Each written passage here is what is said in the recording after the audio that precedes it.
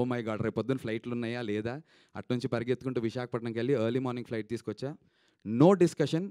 ఎంత ఖర్చు పెట్టావమ్మా సినిమాకి అన్నారు.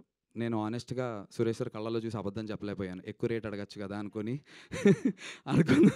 నా వల్ల కాలేదు. ఉన్నది ఉన్నట్టు చెప్పేసా. చెప్పి సార్ కొంచెం దానికి వడ్డీలు అయ్యాయంటే, ఓకే మా this is the amount we are doing it, signing it అంటే, నేను సార్ అంటే అయిపోయిందమ్మా we've signed you, it's over, check కాదు సార్ అంటే నిజంగానే అంటే ఇప్పుడు ఎస్పీ బ్యానర్ ఉంటుందా సార్ నా బ్యానర్ పక్కన అని అడిగా. ఏంటమ్మా అలా అడుగుతావు, సురేష్ బాబు కొనేసాడు సినిమా, నువ్వు చెప్పుకో బయటికి వెళ్ళి అన్నారు. ఇంకా దట్ డే అసలు ఆ రోజంతా కూడా మా వల్ల కాలేదు. నేను అసలు ఇంటికెళ్ళి ఆనందం పంచుకోవడానికి మాటలు రావట్లేదు, తడబాటు ఉండింది. నా లైఫ్లో అంత జాయ్ని నింపారు సురేష్ సార్.